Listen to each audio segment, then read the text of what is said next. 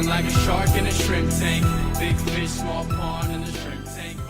Welcome back to another episode of the Shrimp Tank. We come to you virtually from Seattle and the entire Pacific Northwest.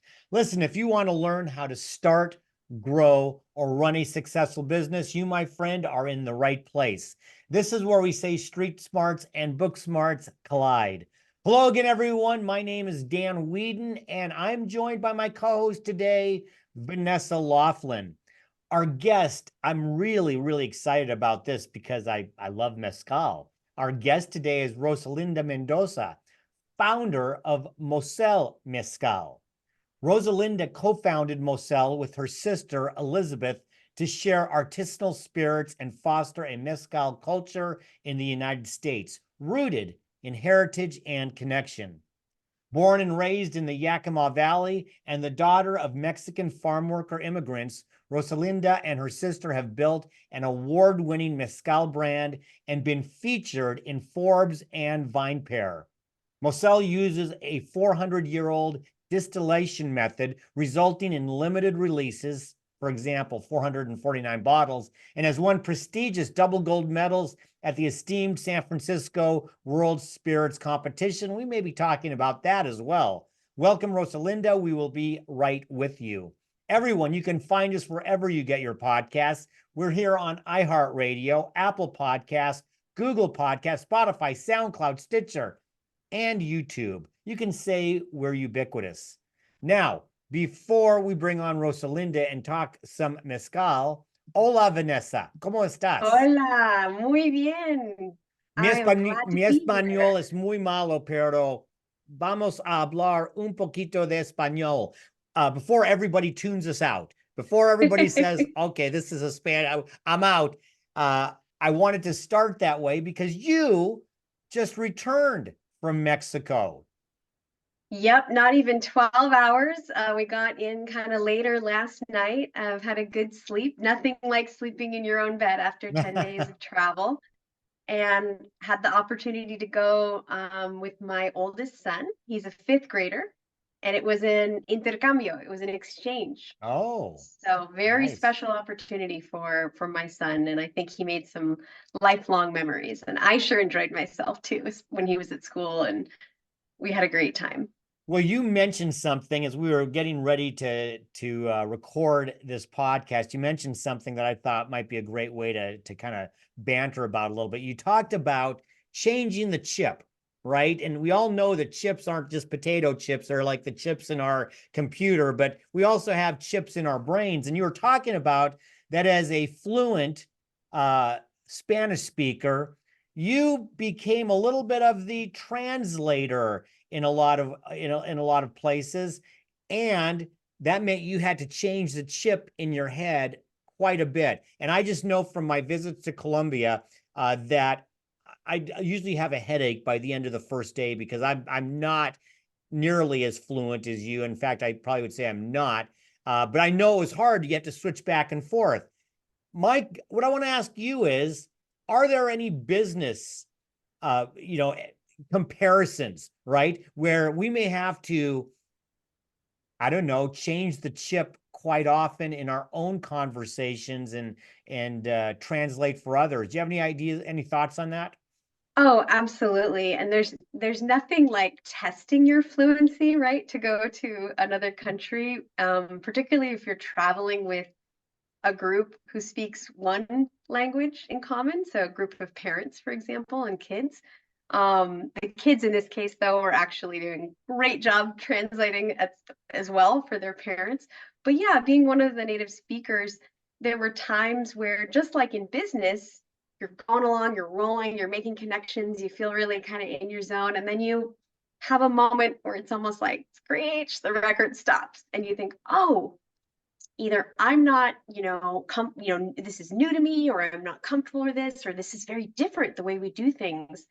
And so it was very much kind of like a bit of a test, right, this last week. And I think goes back to that kind of ultimate question of business. And as we're doing business with each other in different ways, is awareness, communication, interchange, exchange of ideas, of grace, talks a lot of grace with each other. And then, yeah, I think it's Yeah. it's a very worthy challenge, but you're sort of feeling like you're constantly trying to build these bridges. And it's beautiful, especially in a country like Mexico, where the culture is actually about, let me meet you halfway or more than halfway.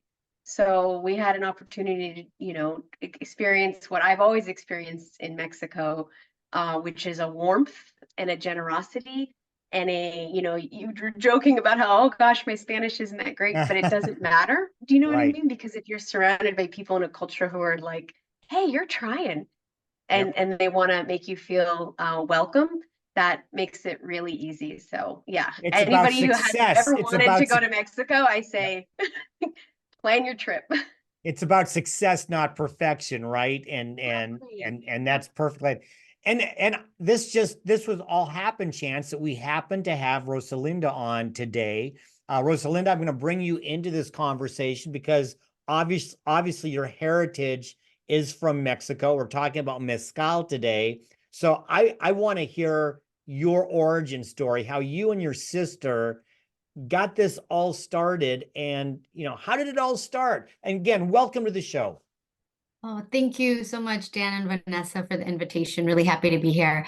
Uh, like anything, I think like any entrepreneur, when something happens, at least in our case, it was very much something that snowballed, right? It didn't happen overnight. And so, as you shared, my sister and I, we are originally from the beautiful Yakima Valley. And as you know, there's a lot of agriculture in central Washington. And because of that, there's a significant Mexican immigrant population that immigrated as farm workers. And so that's how my family ended up in Washington State. And so we grew up going back and forth between Washington and Michoacan. And one of the things that I'm really grateful is that I got to see these two sides, because these two countries are very much part of my identity, the US and Mexico. But one of the things is that as we would, as we got older and we could drink, we would bring bottles of mezcal to share with our family and friends. And we noticed that there wasn't a lot of mezcal, specifically Michoacan mezcal in the US. And we can get into as to why that's the case. And so my sister and I were like, well, there's got to be an importer or somebody that's like bringing Michoacan mezcal. And we started doing some research, and we quickly realized that there wasn't much available, but also too that a lot of the folks that were in that space telling the story of mezcal weren't necessarily people that were telling the story from our perspective, from our community. And that's when I'll never forget my sister saying like, well, why not us? Like, and that is a very simple question, but a very powerful question. And the reason I say that it was a very scary question is because at that time I was working in tech, and then my sister's an AI attorney. So we are doing this on the side, when we would go to Mexico and bring bottles of mezcal. And so for us to be like, wait, I'm going to make the switch back, sort of like full circle back to the land. And so we decided to make the jump, and that's how Moselle got started. That is such a cool story. Rosalinda, and I know, I've heard it so many times. I never, never, ever get tired of hearing that origin story, because to just use the words, to repeat the words you use, the full circle aspect of it is just absolutely beautiful. And I love this, idea of in business or wherever it might be, this idea of necessity is the mother of invention, right? And so this idea of, wait, people don't know how incredible this offering is from this very specific part of the world. They're missing out. And then the generosity underlying what you and your sister have created is all about sharing. And to your point, as you said earlier too, not just the wonderful product itself, but the story of your family and then the broader stories as well. So, that's why I'm a super fan of Moselle. So, Oh, thank you. self-admitted super fan. Yeah. So, a question for you. Things have changed since you first started your journey. And so, and again, it was before the pandemic. Is that correct, that this all started? Yes. Yes, yes, yes. I wonder if you could just tell us a little bit about, maybe from day one of looking at your sister in the eye and nodding, saying like, yeah, we're going to do this to maybe just even today. I'm sure it's a very long story, but in brief, if you could share what that's been like, since it's been years now. It's amazing. Yeah. So, as I shared at the time I was working in tech, this was around 2017, 2018. And so we started forming the company, and I was using all my vacation time to go to Mexico and start looking at how we would do our operations and so forth. And finally, at the end of 2019, I was like, okay, it's go time. And I quit my cushy tech job and went full into mezcal. And then the pandemic happened, and everything that could go wrong went wrong.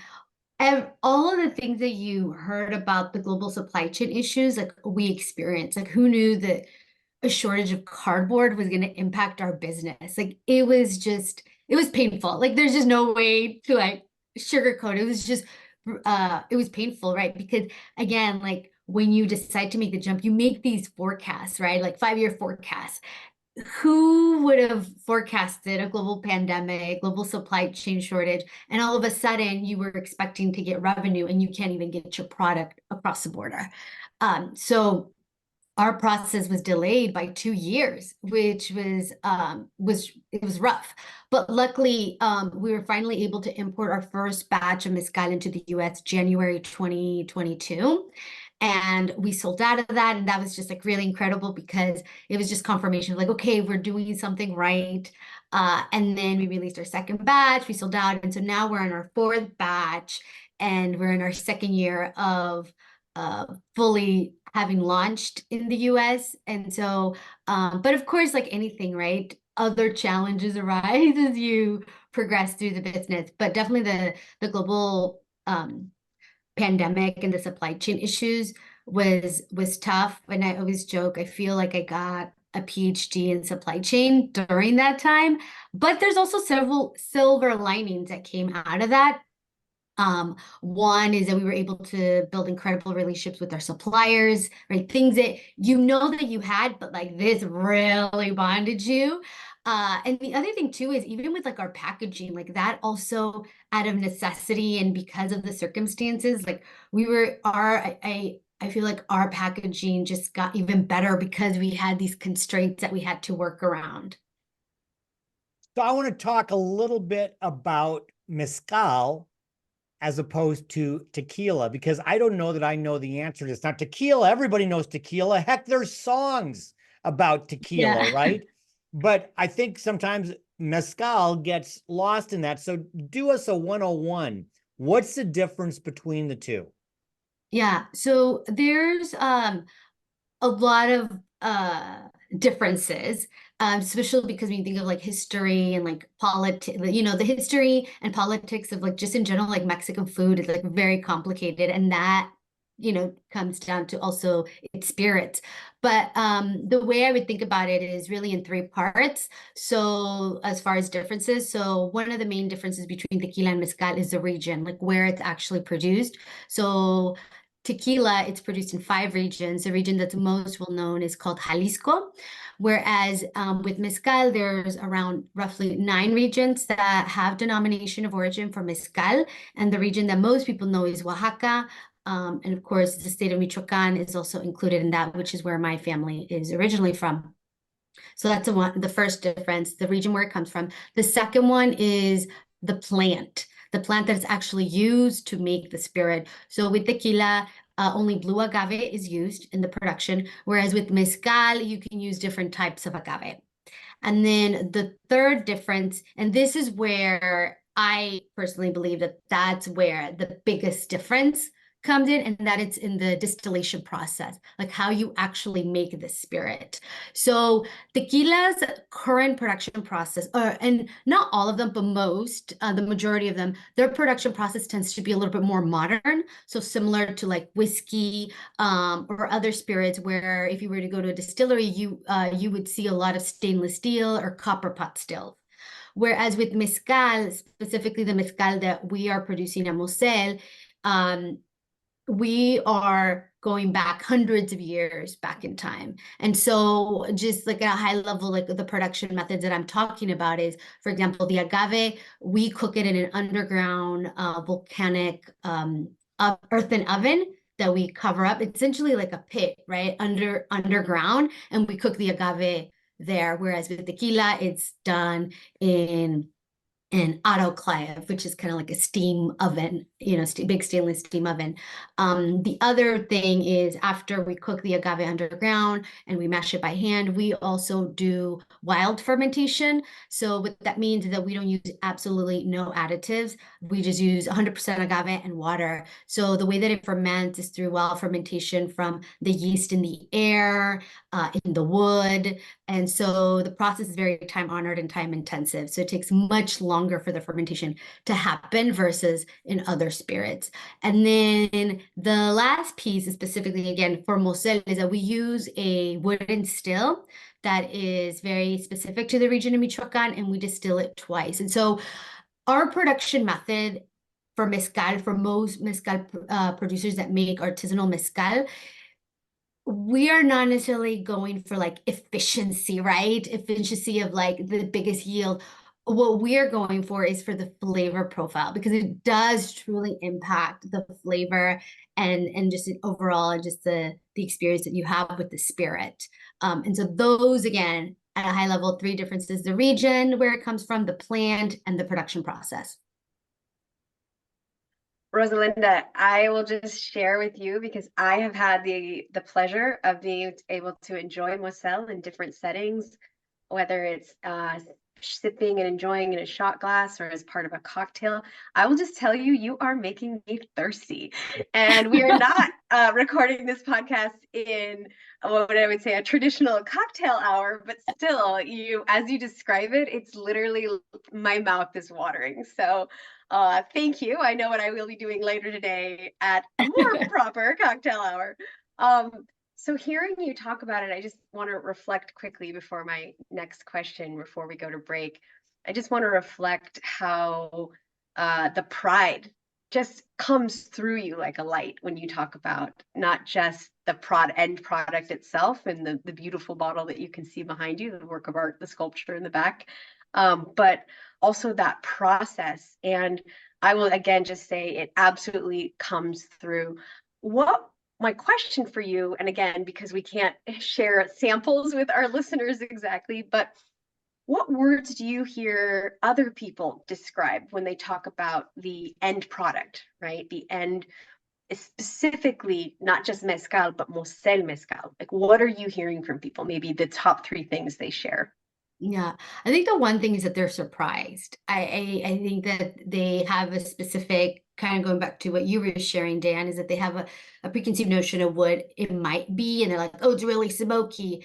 And then they try it and they're like, oh, and it's earthy, and then also how you can actually taste the plant of the agave. So picking up those herbaceous notes, floral, and also too, the other thing is, so mezcal, because of the way that we do it, tends to be higher in alcohol content too than tequila.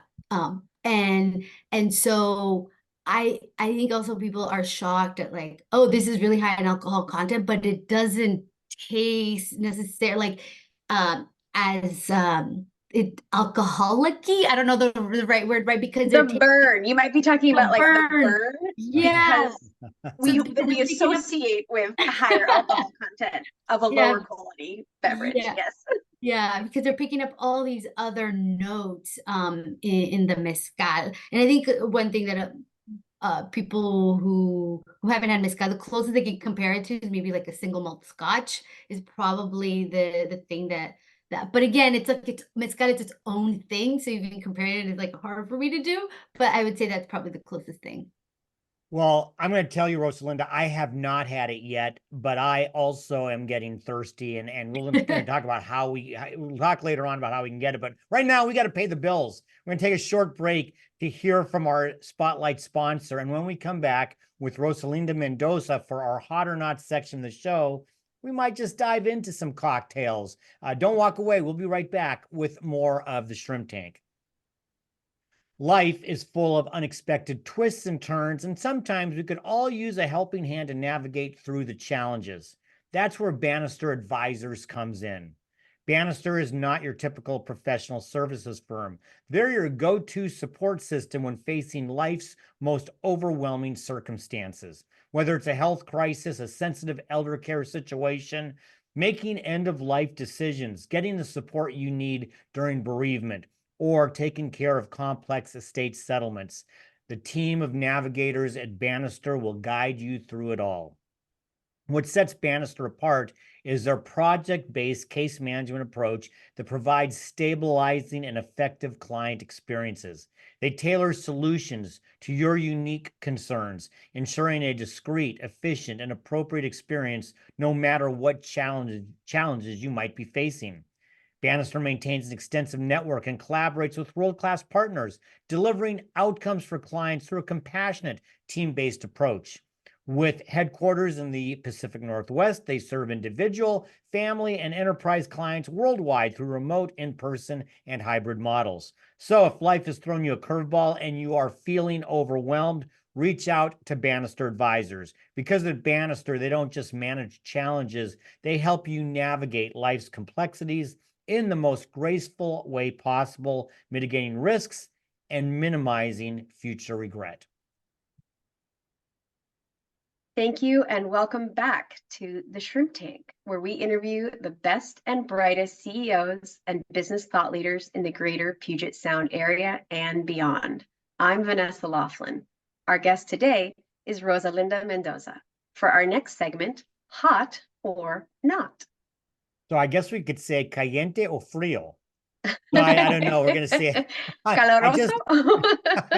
So here's the deal. We're going to find out from you. This is where we pepper you with questions, Rosalinda, about business, about life, but definitely about mezcal, a whole bunch of different things. You're going to tell us whether the concept's hot or not, and why or why not. And we talked about cocktails just a little bit. I heard Vanessa bring that up.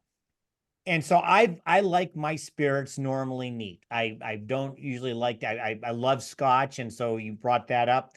So my question for you, hot or not, mezcal as a cocktail versus drinking it neat. Neat. Neat. All right. Neat. I like Yeah, that. Tell for me sure. more. Well, traditionally, mezcal is meant to be you sip it, you drink it neat, and that's also another thing that comes up when we do our tastings. And people are like, "Oh, I've never had a sipping mezcal," and when people say that, that to me sounds weird. And the reason is because all mezcal you drink traditionally, you sip it, but the really cool thing about mezcal is that you can also have it in a cocktail, but usually the go-to is neat. And so my thing is like, well, if you can't have it, if you can't sip your mezcal, then that's a red flag. You know, so all mezcals are meant to be drink neat, and then from there you can definitely dabble into cocktails. I'm going to interrupt you just a quick second, Vanessa. All I was going to say is I like Rosalinda already. I like her even more now. That's all I'm going to say. So You didn't Vanessa, go realize ahead. it was a test, but you passed with flying colors. So there you go. And I will just say, nobody asked, but I'll say I like it both ways. Neat and mezcal in cocktails, you can't go wrong. So for my question, hot or not, sustainability in the production of mezcal, hot or not, Rosalinda? Hot. You have to, especially with a product like mezcal, you have to think about ways to try to protect the environment, the community, especially because mezcal is very much community focused in the way that you produce it. And so that is something that it's already embedded in just the way that people produce. But for sure, that is a big topic in the industry because as mezcal consumption has increased, you know, there's pressures that come along with that. And so definitely important. And that's something that we're constantly thinking about. So I want to, go ahead, Vanessa. I'm sorry. Quick follow-up, Dan. I know I'm so excited to ask. Is that something then that you would say with Moselle Mezcal that sets you apart, is the focus on sustainability as opposed to some unnamed competitors? I would say that most small producers are focused on that and Good. traditional, which I think it's really great. The thing that I mean, for example, like I'll just say an example is like even the agaves. Um, in the tequila industry, not so much, but for a really long time, what would happen was they were harvesting the agaves before they reach maturity. And what that means is that the agave has this flower, it flowers, and then when it flowers, you collect the seeds. And bats are the ones that pollinate the agave flowers. Uh, but with blue agave, there's what is called an hijuelo, which is you probably have had like a succulent or like a plant where like it sprouts like a little like a mini clone. Well, with blue Mhm. agave, you have like a mini clone that popped up. And so for a number of years, a lot of farmers, what they were doing is they were not letting the agave flower. They were just taking the baby clones. And so what was happening was that one, it was messing with bat populations, but also two, then you had like monoculture where if there was like a plague, it would like kill all of the agaves because they were all like identical to each other. They were clones of each other. Um, in our case is one because of the type of agaves that we do, but we always set aside a certain percentage of the agaves that we allow them to flower, and then we collect the seeds and then we replant them. So that is something that in at least in the community that in Michoacan where we make mezcal, that has been a long practice. And I think that it's really important that we continue that because again, it has all these other ramifications that we got to see, unfortunately, from the tequila industry. But there has also been some changes in the tequila industry as well. Well, really, and that answer leads to my next question, which isn't a hot or not, because I was started getting interested in what you were responding earlier. I want to talk about the distribution process from the beginning of when you start making the mezcal to the point that it's either on somebody's shelf or you're selling it from somewhere. So my question is, where is it being made? How long does it take for a batch to before it gets into a bottle? Do you have a tasting room? Do you have a distribution system? Where can people find Moselle Mezcal? Yeah, so we produce it in Michoacan, Mexico, again, because it's a denomination of origin product. So similar to champagne, like you can't call it champagne unless it's Right. made in champagne brand. Same thing with mezcal. And so Okay. we produce it and we bottle it in Michoacan. Then from there, we import it into the US. And then from there, we distribute it to, we are in Washington, Oregon, and California, um, where we have distribution. And then as far as so that's where bars and restaurants can get distribution and can be placed at their bars and restaurants. And then as far as remember when I was talking how the pandemic like changed a lot Yeah. of things Yeah. in Silver Lane, and one of those things was online sales, right? And so we ship to about 44 states. So even if you're not in Washington or California, it can get shipped out to you for we partner with the third party retailer that does that. So I can go online after this and pick up but now are you based out of Washington? We are based out of Washington. Yeah. Okay. Yeah. Well, that goes perfectly into my next question for hot or not, which is now that it's so much easier for folks to be able to access your wonderful product, Moselle Mezcal, talk to me a little bit more about, or just give me your perspective on mezcal beyond Mexico as it starts to reach even beyond North America and really spreading worldwide. Globalization of mezcal, hot or not. Oh, that is so, oh gosh, it's a really tricky, complicated question. And let me, my sense of hesitation. And the reason I say that is because with mezcal, uh, with this, again, traditional mezcal, the production process is very artisanal, as I shared earlier. And so with that, there's certain constraints. And so as mezcal continues to grow, then you reach a certain point where it's like, well, I truly feel that we're at this inflection point where it's either mezcal is going to become industrialized, similar to like tequila, or we're going to protect it and we're going to continue on with these incredible traditions.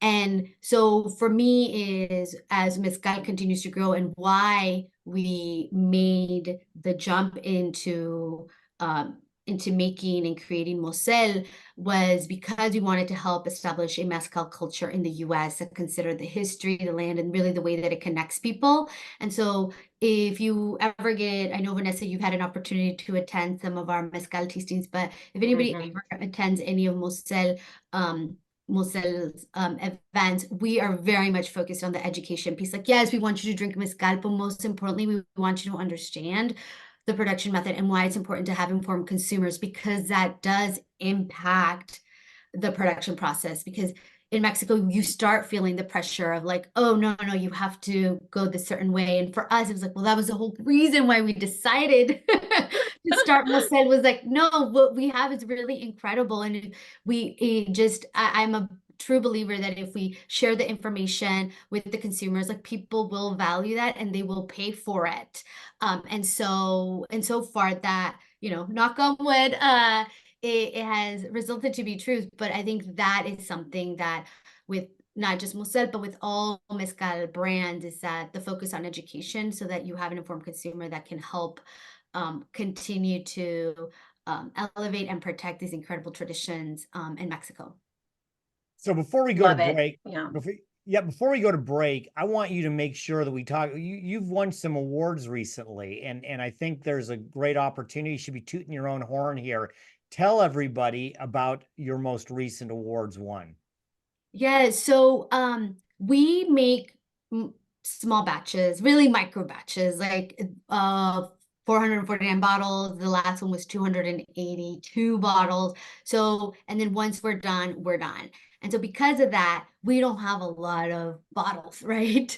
And there's all these spirits competitions. And so we're like, okay, you know what, if we're gonna, because we have to submit samples. And so we're like, well, if we're gonna compete, like let's go big or go home. And so the San Francisco World Spirits Competition is the most prestigious spirits competition in the world. It's kind of considered like the Oscars of spirits. And so we make two expressions. We make one that's called the cupriata, made from this agave called cupriata, and then we have another expression that is an ensamble.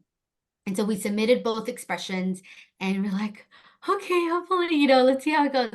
And both our Cupriata and the Ensemble won double gold medals at the San Francisco World Spirits Competition. And the funny thing is, I was like, wait, what is a double gold? I thought you could only get a gold medal because it's like gold, silver, and bronze. Like, what is a double gold? And essentially what that means is that during the blind tasting, so they invite the top bartenders and spirit journalists from around the world to participate and be judges. And so during the blind tasting, it means that every single judge in the tasting panel awarded our mezcal a gold medal unanimously. And when that happens, you automatically get awarded a double gold. So our Cupriata got a double gold and our Ensemble got a double gold. So that was really, really incredible to be able to share with the team at Moselle. And the really cool thing is that we were in Mexico when we were distilling when we got the news. So that was really, really exciting.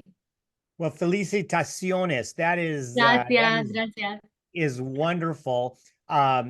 By the way, I know this is terrible radio, so if you're listening, you can't see it, but if you're on YouTube, you can. Those bottles behind you are just beautiful. I mean, I really must be indicative of the taste, because those are just beautiful bottles. Thank you. Yeah, we wanted to make sure that the bottle reflected all the hard work and beauty that goes into making mezcal. And so all of the design elements of the bottle are inspired by Michoacan textiles and design elements from the region of Michoacan.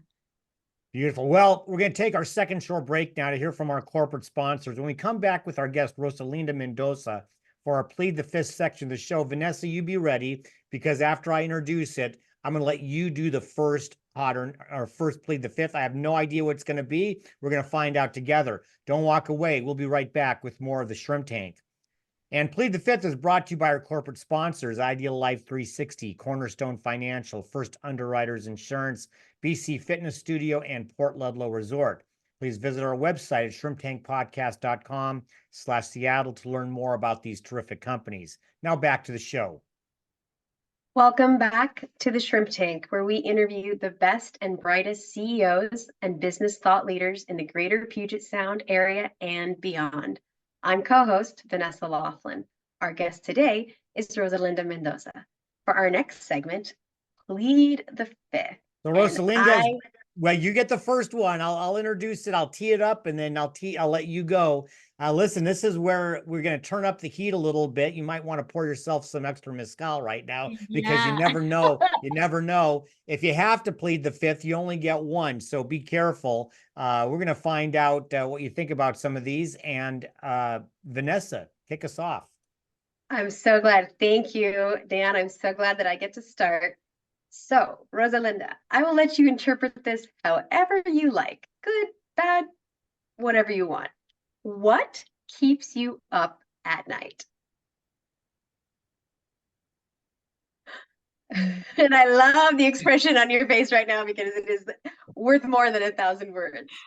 Yeah. I think like with any business, right? The focus on sales, right? Like they say with business, right? There's sales, and then there's everything else.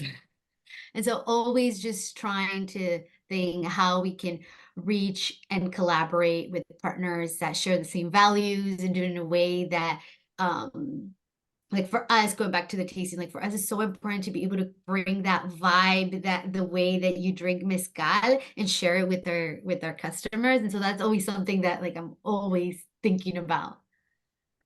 So I know this is going to be a weird question, but that's what this segment is for. I'm pulling you out of mezcal. You can't do it anymore, but you have the knowledge about the spirits industry. I said, Rosalinda, you have to choose your second favorite. After mezcal, you have to choose your second favorite spirit to go distill. What is it? What's next up behind your mezcal? Well, this might be because it's kind of I was gonna say tequila. Like No, can't do tequila. No, we have no mezcal, no tequila. Nice try, though. Nice try. Yeah, nice try. That was an excellent try. So what comes after that? What would you say? Okay, then if I can't do mezcal, I can't do tequila, this is what it would be. Charanda. So charanda is an artisanal rum that's from Michoacan. And it's really delicious that one in a cocktail is like very, very delicious. And also has just a beautiful story. I think for me, the thing that I'm most connected to is just spirits that have substance and that are connected to the land and to the history. And that's what I love so much about why I love mezcal and tequila, but charanda would be the next one for sure. Excellent. All right. Charanda. Now I'm going to be on the lookout for that. Thank you, Rosalinda. Okay, so I know that I'm guessing that as a proud Mexican American person, of course, family is important, brings you joy, and of course, your business and the connection between the two, of course, because you run it with your sister, and I'm sure others as well. Outside of the first two obvious ones, Rosalinda, do you want to plead the fifth, or do you want to answer what brings you the most joy in life? And remember, you can't say family, you can't say business. Oh, okay. I took the top two already. Yeah, you did. Dancing. Yay! I love to dance. Yeah, I love to dance. That is something from a very young age that I've always enjoyed and have done through high school. Obviously, as you get older, it's like harder to do, but I love dancing. Well, I don't know, because at the last Moselle event that I went to, the DJ was wonderful, and you and I were dancing like we were teenagers. So I don't know if it was that hard, because we were having a good time, and I don't think that the Moselle we'd been sipping all night hurt that process at all. No. Well, I'm going to tell you, Rosalinda, I think we've been taking it too easy on you. I'm going to turn up the heat here a little bit because I think this will be a fun one. So you started this with your sister. We just talked about that. And her name is Elizabeth, correct? Correct. So let's say she was sitting here next to us and I asked her to tell me the one thing that she thinks that you could do to improve in your leadership and that she'd like to see you do better. Let's just not even that she'd like to see as a business partner. What's the one thing that your business partner sister would say, I'd really like her to do this? To I can't think of the word in English, but to En be español. yeah, to be no pagarte la luz, to like just be out there and to and Do not sometimes dampen the not, light. Is that what you kind of is yeah, it, like to toot your, which is I would say the equivalent, like you have to toot your horn more often.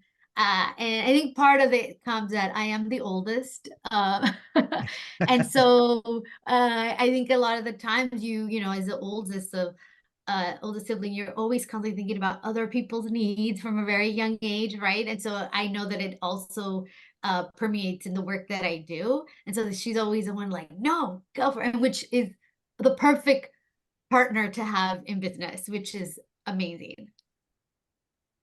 I love that. And even in our conversation today, I've seen you both again light up.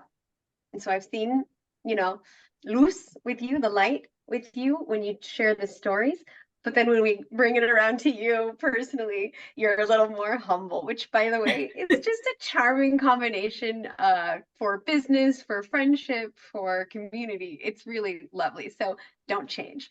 But speaking of change, I'll segue that into my next plead the fifth question, which is if you could start another business from something that you're passionate about, and again, let's move away from the spirits. Another business that you'd be passionate about, what would it be? Let's say we happen to know some investors that are ready to invest in whatever that might be, and we want to hear your quick pitch on the next thing. I'll plead the fifth just because I can't think of anything because with any business, I think I always share with anybody that wants to like jump into entrepreneurship is that you really gotta love what you do because it's so hard. It's so hard. And so even just thinking of like what would be the business, I was like, oh, I better love it if I'm gonna make the job. Because I think that's a good one to plead the fifth on because yeah. to me, it just doubles down on your commitment to your passion and your laser focus, which to your point, you have to have, right? Like we've talked before, no one would believe the ups and downs. And to all the entrepreneurs or aspiring entrepreneurs listening, we all, what is that hashtag? If you know, you know, right? Yes, So I yes. think that's a perfectly acceptable plead the fifth and keep that focus where it needs to be. Well, good, because she can't plead the fifth to my final one. I've got one last question for you here. I don't think you would Oh, anyway. Now we So got yeah, you. I oh could, no. I could make it hard, but I'm not going to do that because I am interested. Let's say you're able to sit down and share and neat Moselle Mezcal with someone dead or alive, anyone that you could sit down and spend an hour sipping a couple glasses of Moselle Mezcal, who would you do that with? Oh my gosh. And you're out to plead the fifths, by the way, just as a nice little reminder. Yes, yes. Uh, the one that comes to mind immediately is former President Obama. I just think that the impact that he had on youth and just the way that he talked from a place of hope and not fear is something that I really, really admire. And I would love to have conversations about that because I think I see the impact that he had on my generation and also too in our family, where he um, made people feel like they could there was the possibility to make change and to get involved in our communities, whether it was through public service or whatever it may be. So yeah, I think that would be one. Plus, he seems like a really cool, chill guy. I mean, I don't know him personally, but he would be like a good person to have mezcal with. Well, we know, Dan, that he is an avid listener of not just Shrimp Tank, but the Seattle Shrimp Tank in particular. So, I'm sure, Barack, if you are listening, I'm sure he's listening right now. So expect a yeah, phone call. yeah, your new brand ambassador, Rosalinda. There you go. So, thank you so much for sharing with us, and understandable where you decided to plead the fifth and answering all our questions so authentically and with such enthusiasm. Just want to say thank you so much for being our guest today here on the Shrimp Tank. For our listeners that want to get in touch with you or learn more about Moselle or Mezcal, how can they get more info? What's the best way to get connected? Yeah, I would say the two easiest way is our website, mosellemezcal.com. There you can sign up for a newsletter where we share our latest events and just really cool articles just surrounding around mezcal if you're interested. And then also our Instagram, which is also a Moselle Mezcal, where you're able to see really in-depth pictures of our production process, how we make mezcal, and then just the really neat things and collaborations that we're doing with Moselle. That's great. And for those folks who are thirsty, they can order right from the website, right? Yes, that is correct. Yep. Wonderful. Thank you so much.